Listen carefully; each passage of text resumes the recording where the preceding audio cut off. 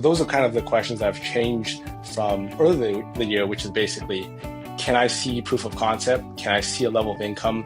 Can I replace my W-2 job? Will I be able to survive in this business? Whereas now the question is more of how far can this business go and where do you want to take it? Welcome to the Fully Funded Show. Whether you're a capital raiser, deal sponsor, fund manager, or LP investor, we've got the insights you need for investing success. Join Sam Silverman each week for expert interviews, insider tips, and strategies to fully fund your ventures.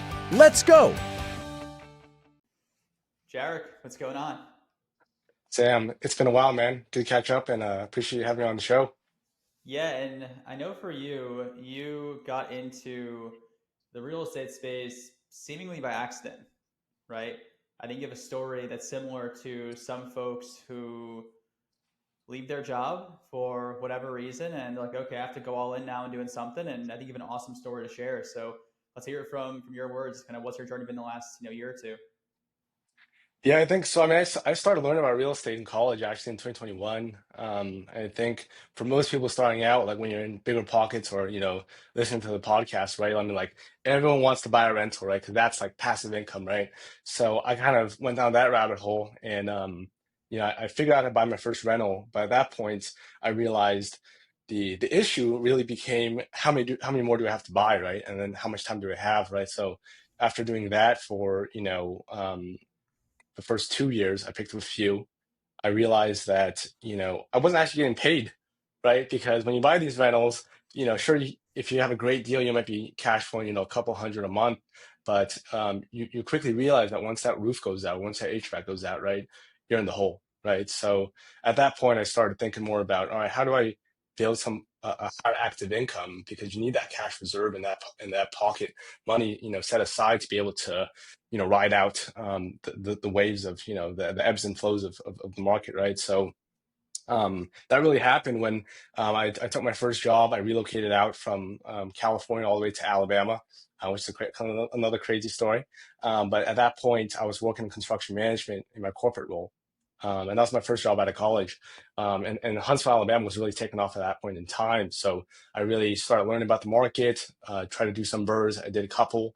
And the game changer really became when the corporate layoffs started. And that's when, post COVID, a lot of the tech landscape had changed.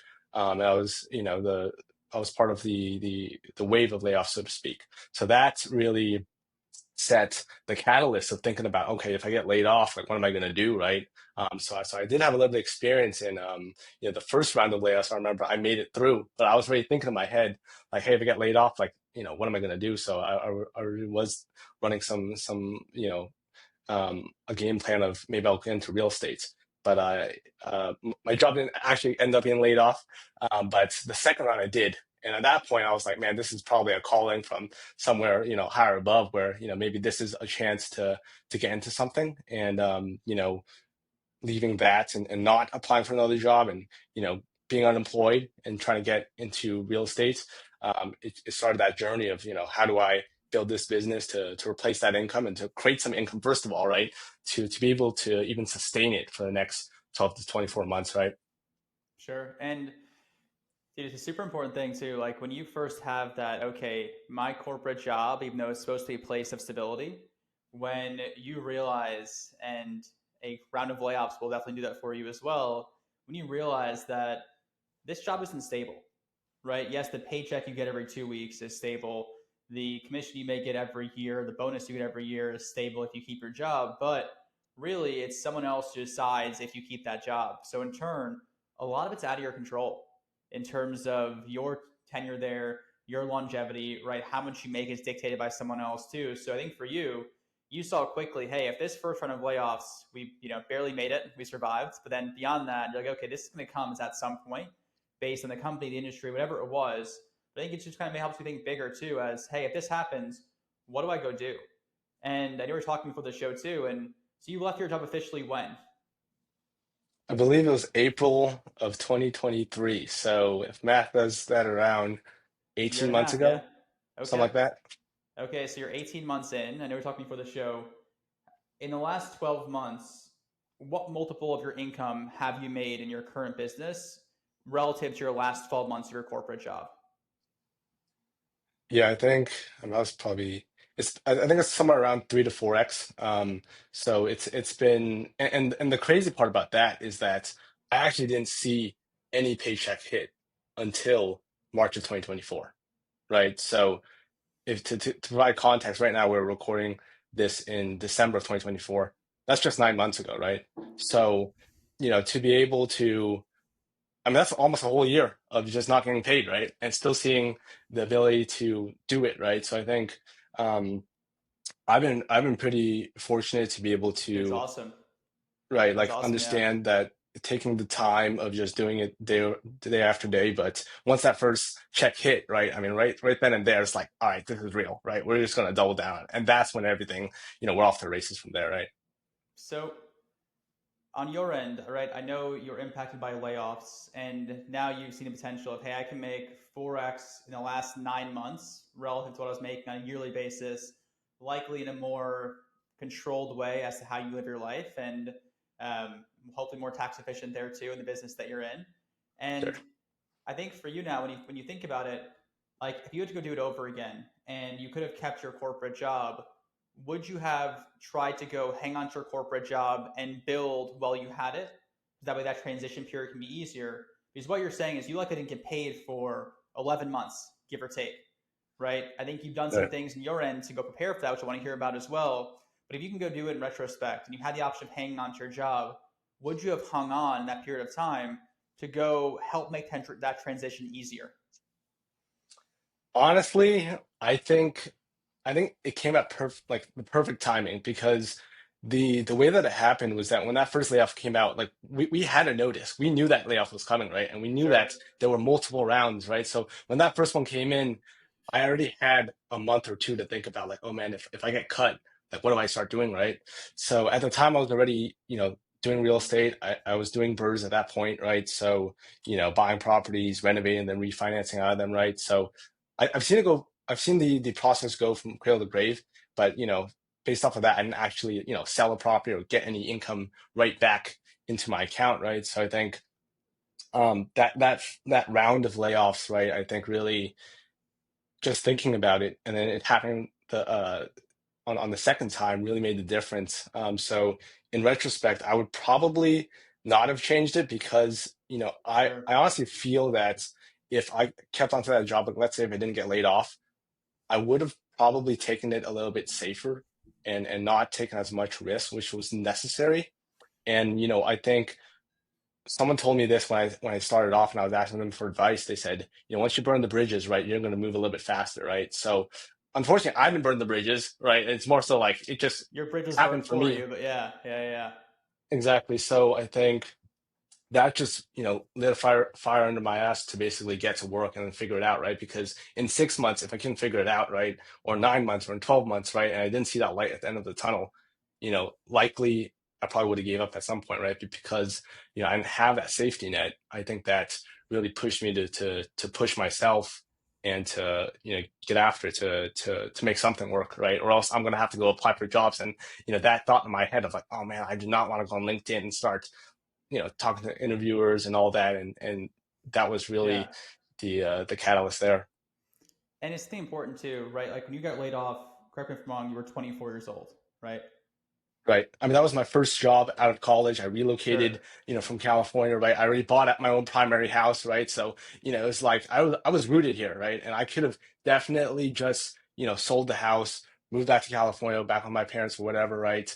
But I think in the back of my head, and this was how I was rationalizing it at the beginning, was that, would I regret that decision, 20 years from now, 30 years from now, of being like, hey, you are 24-year-old kid. You moved out to Alabama. You didn't have any liabilities. You didn't have any, big, responsibilities, so to speak, at that young of an age, right? I mean, did you try at least to take that risk?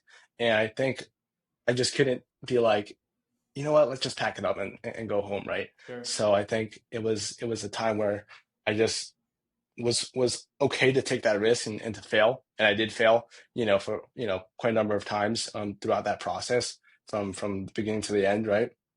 Um, but And it's yeah, and it's something too that Like if you're listening to this and you fall in the camp like Jarek, right, where you are younger and you have likely a very low cost of living, right? So if you are in your mid career at 40 years old, you've got a wife, you've got three kids, you've got a big house and a high spend, leaving your job, you may need far bigger capital to have in savings and buffer room than someone like Jarek, right? Where if your burn was, what was your burn on a monthly basis between your whole cost of life every single month when you had to leave your job? Yeah. What was that? Oh man, my burn was, I mean, it's pretty low. It's probably less than 1,000 a month, so to speak. I mean, when I was right when I got laid off, I started renting out my rooms in my house, and then my mortgage was basically taken Dude, care of, right? I So love it. it was like, I wasn't paying anything. I mean, I had like groceries, insurance, things like that. But I think what I came to realize was that when you don't have anything coming in, you're gonna find a way to make some income or reduce your expenses. Like there was no other option, right? I was eating Sure. chicken and rice, so it was it was the bare bottom for me. Yeah, but it's also important to think about too, right? So like your end, if your burn is even call it 2 grand a month, you can buy a year of runway for $24,000. Someone who is later in their career and has had the lifestyle creep and have dependents that come into their life, that amount of cash you need to go survive for that year, like you did, grows and grows and grows. So if you're listening to this and you're someone like Jarek, right? You're coming out of college, you are early in your career, and you don't have those liabilities just yet, and your lifestyle's been crept up to a point where you can't say, hey, screw it, I want to go all in.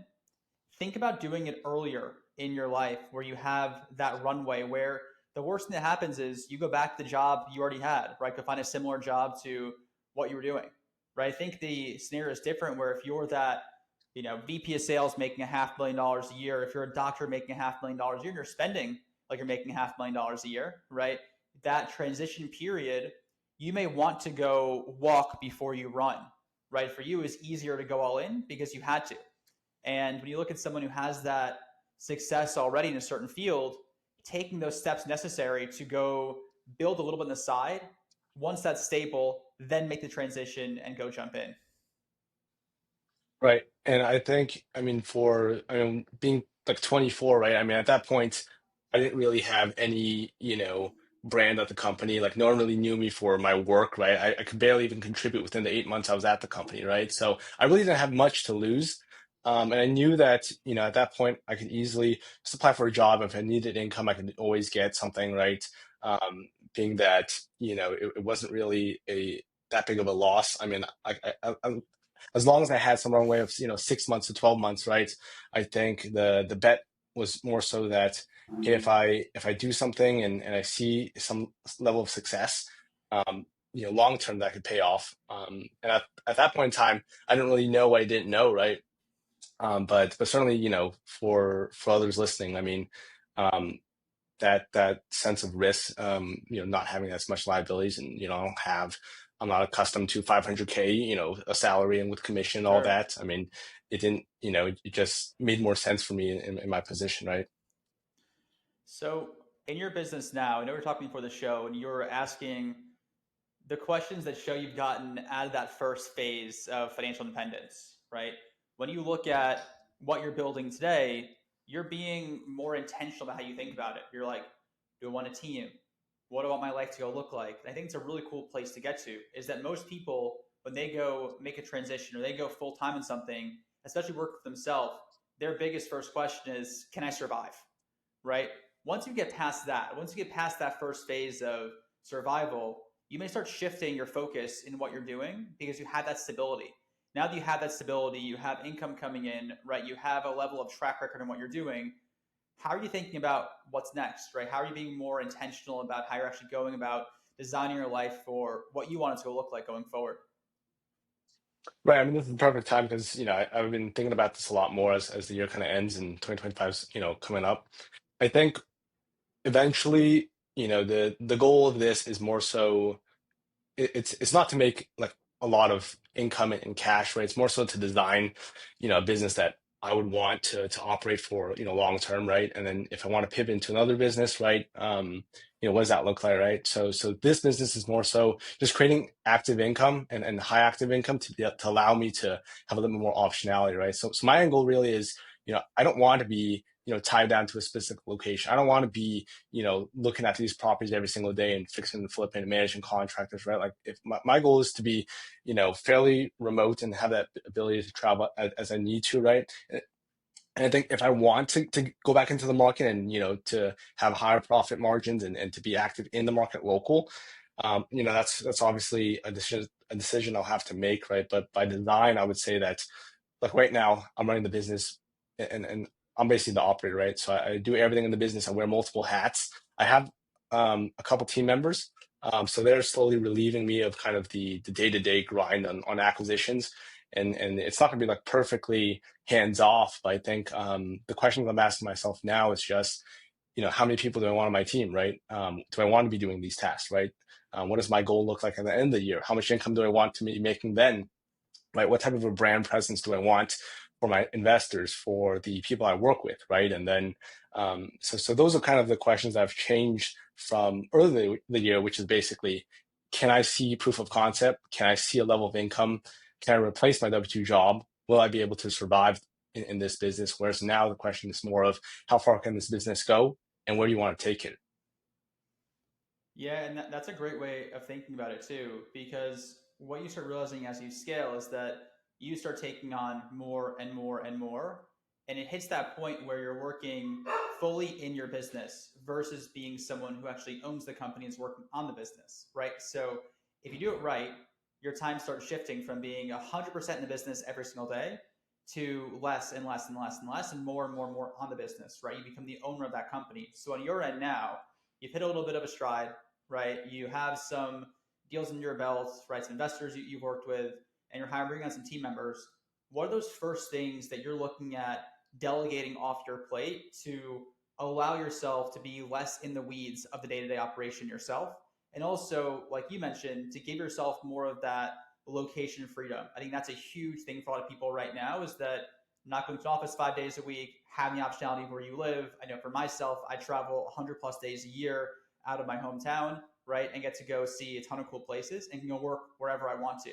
On your end, what are those steps you're taking right now to go start pivoting those tasks off your plate? Right. So, earlier this year we were very, I mean, so the business really shifted at the, I guess, mid-year 2024, where I reframed the business from a real estate investing business to more of a marketing sales business, right? So now it's not so much about the asset that we purchase and, being, I need to renovate this, right? Or need to run the play on a fix and flip, right? But now it becomes more of, can we buy this property, right? Market it well, and then let it go, right? Whether it's a fix and flip, whether it's we're going to sell it off to another investor. So the exit strategy has really changed, where the majority of what we purchase nowadays, we don't even touch it. Like we'll clean it out. There's not a lot of hours spent, so I don't need to go personally, look through the property and figure out what we're going to do to the property, right? So what that has done is really, reduce the cash conversion cycle. And then of that, when you think about it, if I'm the only person in that business doing everything, right, my dollar per hour on any specific project is so much lower when I'm, walking through the property and doing all that type of stuff, right?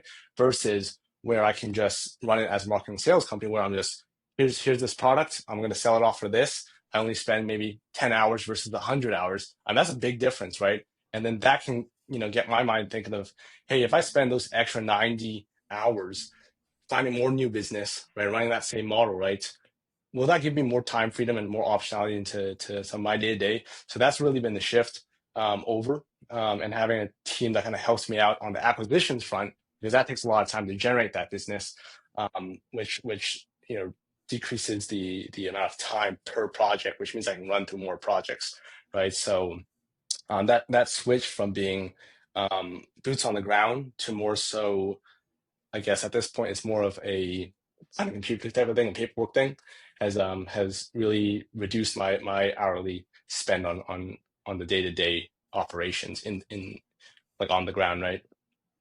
Yeah, and for people too, that'll solve for one of two areas, likely both. Either your hourly rate shoots up, right? So you can go earn more overall, right, by reallocating those hours to net new work, or it becomes a lifestyle play. We're like, hey, if I was making X and I can now make X working 1/3 of the time, you can go do all the other things you actually want to go do with how you spend your time too, right? So I think it's a really cool place to get to is when you start moving things off your plate.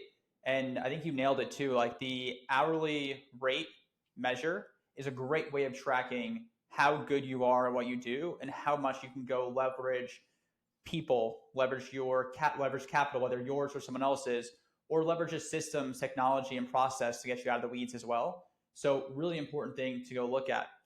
Now, as you make that shift, right? I know you mentioned you started bringing on investors, right? You were, you know, novice experience, right? Going out and hustling. What was Yep. that like getting investors to trust you with what you were doing, right? Like, what was that Um, first, yeah.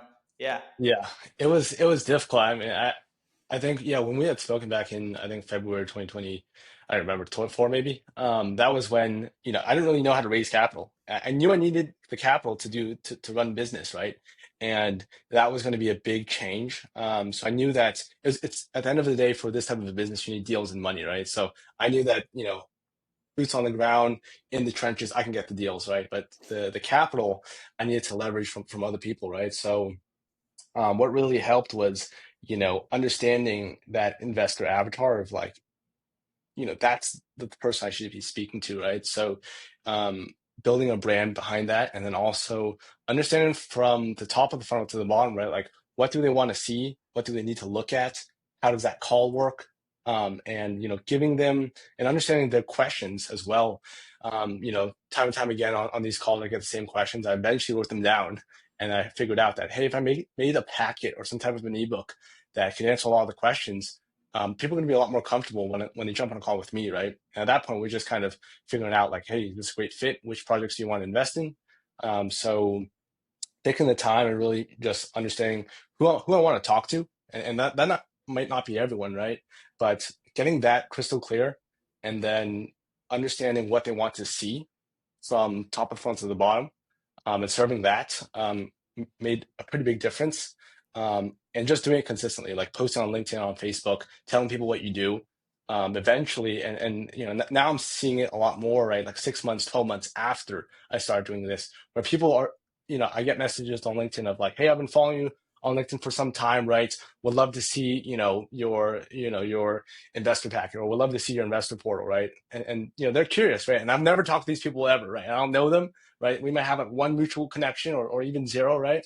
But that's just, it's crazy to me because at the beginning, right, I could ask one of my close friends and I'd be like scared, right? Of like, hey, I don't want to lose your money and all that, right? But from that personal brand, people are just willing to learn more about you because they've seen you, post and go through cradle to grave projects. And so that compounding effect of investing in that relationship, even though if it's not a Zoom call or a phone call, um, that brand and that social capital is being built with that audience, right? And it may or may not convert, and if it does, that's great, right? And if it doesn't, that's perfectly fine. Um, but that has been completely organic, so to speak. Yeah, and that's super important because the more you get yourself out there, right? If you look at like the know, like, and trust, like one, they can't like or trust you, they don't know who you are. So getting yourself out there more and being associated as, hey, Jarek is the person who does, single family fix and flip, wholesaling, like whatever that business may be, right? And alternatively, all the content you're putting out there is that when someone actually says, hey, I know Jarek, but I not don't have a point of view just yet. The more content that you put out there, the more someone can go get to that place of a point of view, right? Because then you can get a phone call and they feel as though they know you, right? So dialing it in is to who it is you're speaking to, right? Who's that end investor or buyer of your good or service that you can go speak to in all the content that you share. That way, when they start seeing it, it resonates really well with them.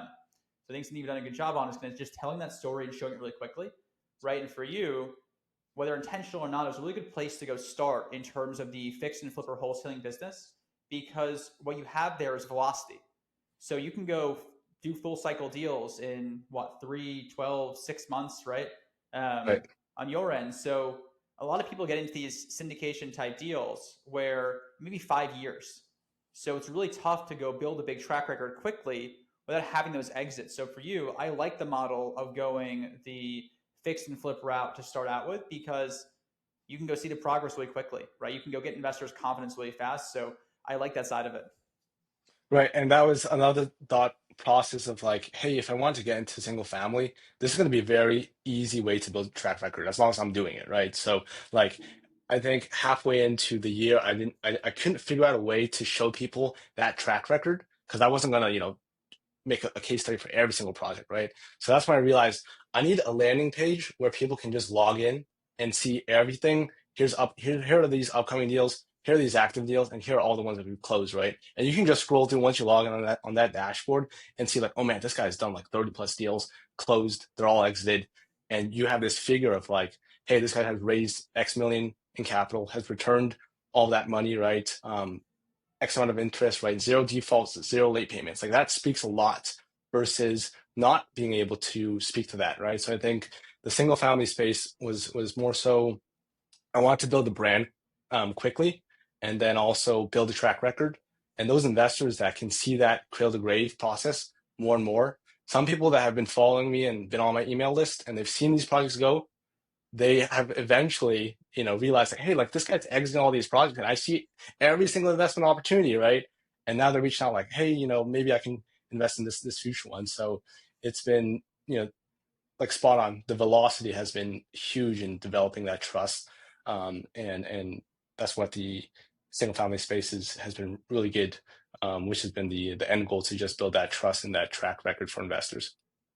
Dude, I love it. Well, hey, really cool story for you, right? Getting laid off from your job, 4x your income in the last 9 months you're making in corporate, right? Now getting much more intentional about how you want to go live. And I think you've done a great job too of sharing your story with your audience, right? So you build trust, credibility, picking an asset class for you, then you can go show a track record of success really quickly.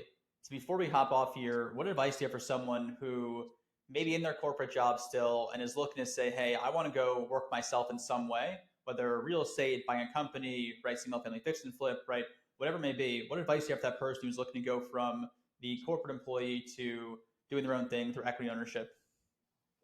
Right. I think, man, yeah, there's so much that you could say. I think what it would be is that at the beginning, you really don't know what you don't know, right? So I think, while you could plan it out and spend all your time on YouTube University and just, try to overanalyze things and gather facts and go, watch all these playlists, right? And join like 1,000 masterminds. I think what it comes down to is actually um, like knowledge, like executed knowledge, right? Like knowledge is actually put into place in the real world and then executed on. That's power, right? It's not just the knowledge itself. So I think actually doing something and taking action, that's where you're going to see that growth and to be able to see those small wins and then to be also see that proof of concept. Because once you see that, right, you're kind of hooked. And once you're hooked, right, that's when you really start believing. And when you start believing, right, that's when the results start happening. So I think taking that action and understand that you don't need to have a perfect process to start. Sometimes, just getting kicked out of your job usually can you can There figure you it out go. from there, right? So it by no means needs to be perfect, but understand that the action taken is really where you're going to see that proof of concept and those results ultimately. Done, not perfect. Yeah, totally agree. Jarek, thanks for coming on. Appreciate it. Thanks for tuning in to the Fully Funded Show. If you enjoyed today's insights, hit follow, share with your investing pals, and drop us a review. Connect with us on social media for bonus content. Your success is our mission. Keep those funds flowing. See you next time.